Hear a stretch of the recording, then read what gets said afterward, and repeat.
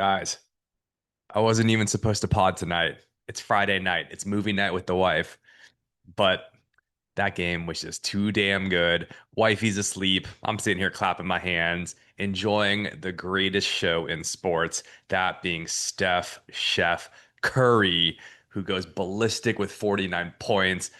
One of the games where Steph just has it going the entire night, and he felt like anything he put up was going in, which was pretty much the case in a lot of ways, it really had the same feel as that, what was it, 2015, 2016 game in the regular season against the Thunder when Steph hit that 38, 40 footer at the buzzer in overtime, had 13 threes. Felt a lot like that game where he's just doing everything, keeping the team in the game when they had no business being in this game to begin with. And when he's dribbling up the court and we're down a point with whatever it was, like 7 or 8 seconds left, I thought he was going to cast from 30 something feet and I thought it was going to go in. Fortunately, he makes the smarter play and less flashy, less climactic, but gets to the free throw line, of course, knocks him down. I'm actually surprised he grazed the rim on the first one because you see that him put that little crazy smile on his face before he shoots high pressure free throws. If you've ever noticed, in the highest leverage situations, it's a mentality, right? He always puts that smile on his face, makes me smile because I know it's going in. And then on the other side of the ball, the Warriors get a stop, which I think three of the last four possessions were just good perimeter defense by the Warriors, forcing De'Aaron Fox into a tough mid-range shot. I mean, credit to the Warriors, but man, I don't know why Fox was just settling for that over and over when he clearly didn't have it. When Stephon Castle's not a bad option, also when Wembenyama has been having it all night. I guess you just want Fox to get it up on the rim and let Wembenyama tip it in. That seemed to be their best offense. But nevertheless, this was about the Warriors. This was about Steph Curry again, just coming off a interesting in between games before this encore against the Spurs, where we had a lot of shoe talk, where he left Under Armour wearing some Nikes before the game, the Mambasita sixes, ended up wearing Curry brand Under Armour to start the game. Shoe came off somewhere in that first quarter as he's shooting a free throw. Somehow the Amazon Prime announcing team doesn't even mention the whole shoe story. It felt like that was the perfect opportunity to. Ended up changing shoes to still Curry brand mid-game. Doesn't matter what shoes he's wearing because he is Steph Curry and he is not a businessman. He's a businessman. And on a Warriors team who have continuously said over the last week that they are still looking for their identity, I will tell you what your identity is. The Warriors, your identity is Curry brand. You are Curry, you are Steph, you are just a completely different team when Steph is on the floor. You see as soon as he goes out at the end of the after the third quarter and the Warriors are just into like 6 or 7 just terrible possessions in a row and almost let go of the rope and let the Spurs run away with this. And I think they got up to like a 10-point lead at one point. To that point, the Warriors have to figure something out. I mean, I know the Jimmy Butler minutes with Steph off have been good enough in most games, but just the shot quality, shot generation, it's just there's nothing there. It is hoping to get Butler into the post and catching kind of a low post action and then have him make a play from there. But other than that, there is just no system. There's no movement. You can't get a good shot when Steph's off the floor.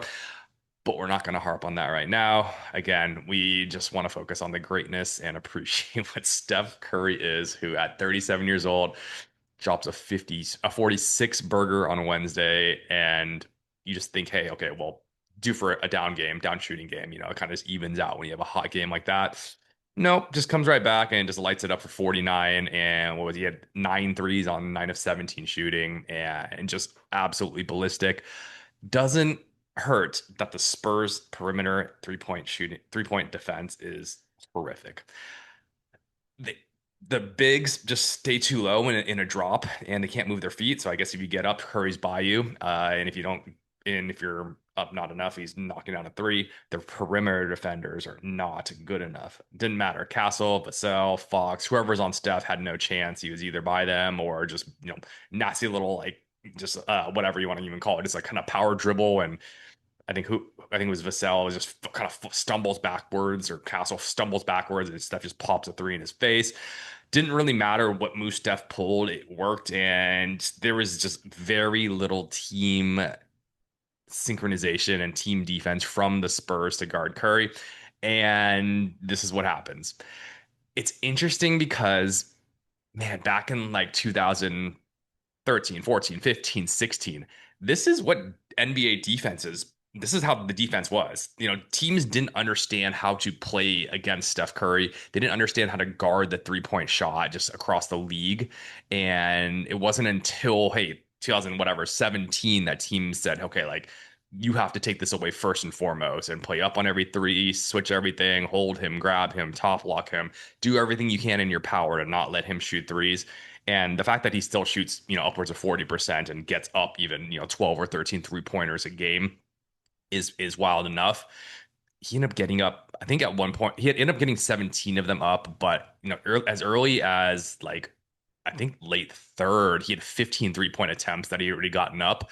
And at least 10 or 11 of them were pretty wide open, on balance, open shots.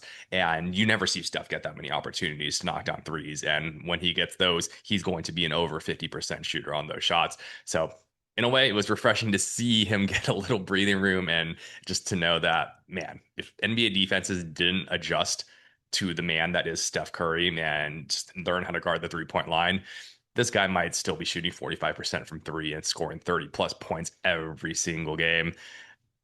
Yeah, you can point to his unanimous year in 2015, 16 as like when he was at his best.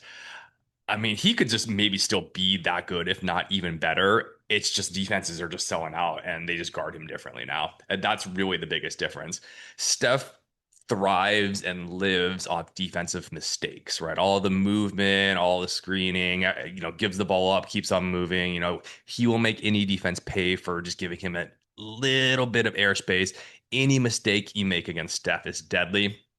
And the Spurs made a lot of mistakes. Wembenyama made a lot of mistakes, got hit with a nasty step back. I mean, you see Steph throw that little left dribble to the left wing for a three-step back, and God, he got Wembenyama turned around. And as good as Wembenyama is, I haven't seen anybody, really get fall that far behind on his stuff step back in quite a while. And that that's his go-to move, which just shows how nasty that is, but also just shows how Wembenyama still has room for improvement guarding the perimeter and guarding Steph Curry, who at this point, can we just call him the Giant Slayer? It's I was just waiting for Steph, especially after hitting one of those layups kind of around Wemby, just to throw the too small, just give him a too small, whether you hit a shot over him or a layup or whatever it is, just throw one of those out there, and that would have been a meme for all time. Steph had 18 in the first half, had 17 in the third quarter, obviously finished with 49 on 16 of 26 shooting, including 8 of 8 from the line. Oh, and he had, was it, 2 steals to go on top of that. Enough said about Steph. I could talk about him all the time, but yeah, literally, Steph Curry is the team. This team is Curry brand. Let's see, other players that did well. I mean, Jimmy Butler, good enough game, 21 points. He was grinding. He had some hard fought possessions. He had some great cuts to the hoop, and him and Draymond had a couple combinations for layups down the stretch when the Spurs finally did sell out to stop Steph down the clutch. And Warriors, down three in each of maybe 3 straight possessions, ended up getting layups and getting to the hoop just to keep it within one and just keeping themselves alive, keeping their calm, keeping their resolve, not panicking and forcing up a game tying three. Even though there's like 2 minutes left, you're finding ways to get easy buckets and then find a way to get a stop at the end. Gary Payton II, rough first few quarters. He had a good game Wednesday, and it's like, okay, have you kind of has this hand been played out? And he's turning the ball over again. He's obviously not making shots, and he just wasn't really making much of a great impact on this until he did and knocked down 2 threes, including one at the end of the shot clock. And God, man, it's found money anytime he makes a three because you never expect it to go in. And yeah, the 2 threes he made were the reason why the Warriors were in the game. Pods also hit a big three, shot pretty well. I think he ended up hitting what three? He was 3 of 6 from three, so had some big points on those. And he played better, a little more disciplined, didn't really force as much. Took a huge charge. Thought that one might have been overturned, but he got an illegal guarding position. Thought that the way the officiating had been, especially in that second half, where yeah, the Warriors get a lot of ticky tack light fouls on the Warriors. There are like 5 or 6 of them in like a 3 minute span that seemed like it was going to derail the Warriors and take them out of this. But nevertheless, they get the call on Pods drawing another charge, and this one was as big as any that he took because it got them the ball back, still down three with a chance to tie. Perimeter defense, especially down the stretch, really, really good. I mean, I thought this was actually a really tough matchup for the Warriors, being that they had De'Aaron Fox, who the Warriors have really struggled to stay with in the past. He's still not quite up to full speed, I think. Still kind of getting settled in as a Spur. But then with Stephon Castle as well. Between those two, I thought the Warriors would just not be able to basically contain. Did a very good job of that. And in addition, obviously, contain Wemby as well as you can contain Wemby.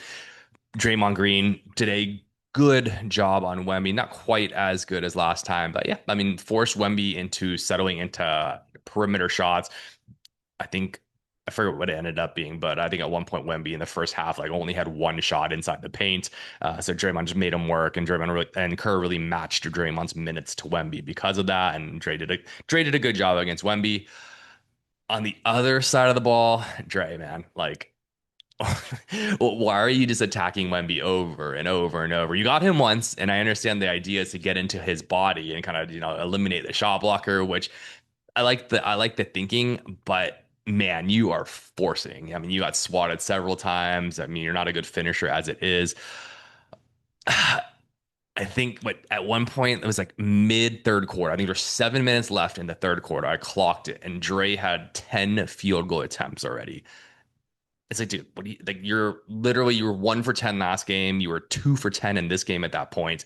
You're 3 for 20. Like, why are you our second leading shot taker on the team? Why are you taking 10 field goals? I mean, you're just giving away possessions. At that point, you've basically given away 8 possessions. He's going to turn the ball over a few times. What do you have? 4 turnovers, just pretty much his average these days. Too many bad possessions on offense by Draymond, especially with time on the shot clock. I think he's had the green light shooting that three. I think it's time to take a look in the mirror and just realize, if you've missed 3 or 4 of them, let's just go get something else. Dribble, attack. The problem is, he doesn't really have any craftiness getting to the hoop. When he puts the ball on the ground and attacks the hoop, it's really just a straight line to the rim. Doesn't have a jump stop. What he really needs is just kind of like a go-to counter move, right? Just, whether it's just dribble 2 times, to your right and then just reverse pivot back to your left. If nothing else, it kind of just slows you down, gets you under control, gives you some options from there. But it's always seems so rushed, like he's in a hurry to beat everyone to the rim. That's why the ball comes off hard sometimes. I think the toughest part for him is he's actually a right foot jumper. He's a right-handed player. Usually in that case, you're a left foot jumper. But he likes to jump off that right, which means he ends up going up with his left a lot of the time. And he doesn't finish well with either hand. I guess over time he's finished better with his left, but it never really seems like he can adjust in the air. He doesn't really have much touch on the glass. Just needs some sort of either a counter move or just, a consistent go-to move. And for however many possessions in the Warriors career of Draymond Green, like where would you say his like bread and butter offensive scoring move is? The straight line to the left, right? Left layup, just trying to beat the guy up to the glass. Like he just really doesn't have a go-to move where you're like, okay, that's Dre's shot. That's a good spot for him to get to. I guess it's kind of a little push shot from the middle of the key, but he doesn't shoot that well enough. I wouldn't say I like him taking that shot. My point being that there's really just not a good shot that I like Draymond taking other than a wide open three from either the corner or the top of the three or top of the key. And, only really if it's late shot clock. But those are the limitations that the Warriors offense is finding. You're finding, I mean, if we're gonna kind of go down the negatives here, you're finding limitations obviously with GP usually in the lineup on offense, especially when you have Buddy Hield in there right now who just cannot hit a shot. can't handle the ball.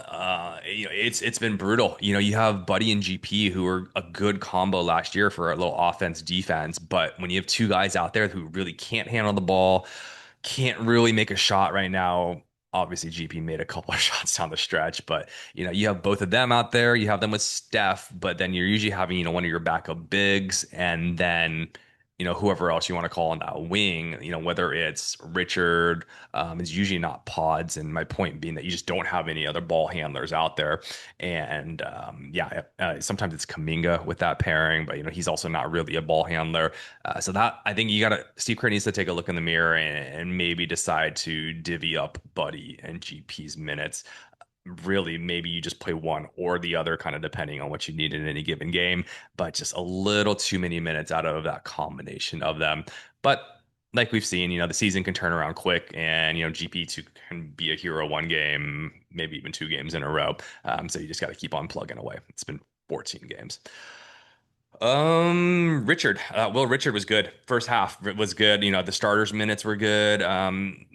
We didn't come out of the into that third quarter as great, but Richard had 10 points in the first half. The shot, I mean, it's definitely a push shot, but it seems to be pretty consistent. I mean, he's knocking them down. I would assume, he's going to drop, into those mid 30s just based on how the look of that 3-point shot looks. But if he keeps striping it up near 40%, I mean, you got to keep on giving him the minutes because he just makes so many other plays elsewhere. And just his presence and just his athleticism, even if it's just for rebounding or just kind of chasing down guys and chasing down extra possessions. I like giving him more minutes. I mean, how many minutes? He played 16 minutes. I mean, Pods played 30, Buddy Hield played 14, GP2 played 16. I'd like to see Richard at least up above, kind of 20, more maybe even closer to like 23, 24 minutes and trim elsewhere. But other than that, Al Horford, good defensively, didn't give you anything on offense, but man, you see the value that he brings defensively, especially as Dre, can get into foul trouble or your other bigs aren't too effective. It's just so important to have that size in there, and especially that intelligence, the spacing. It's not always end result, but just like, you can score 0 points, but if you space the floor, that's a valuable asset. And that's also why Buddy Hield continues to play. But you can't be having all these negative plays and all the turnovers that Buddy seems to be having these days. Yeah. All right. Well, that was fun, guys. Little bonus action here. Like I'm saying, when we're stacking, we got to keep on meeting up here and continue stacking dubs together. So fun times. Warriors seem to be hopefully turning the corner. Seems like all that really matters is how well Steph plays. It can carry us, and most importantly, it seems like he's still got it. Can he do this for 68 more games? We'll see, but actually, it's got to be more like 84 games because you need to win 16 games in the playoffs too. So 84 more of these games, Steph Curry needs to play out of his mind, and then the Warriors will be looking good.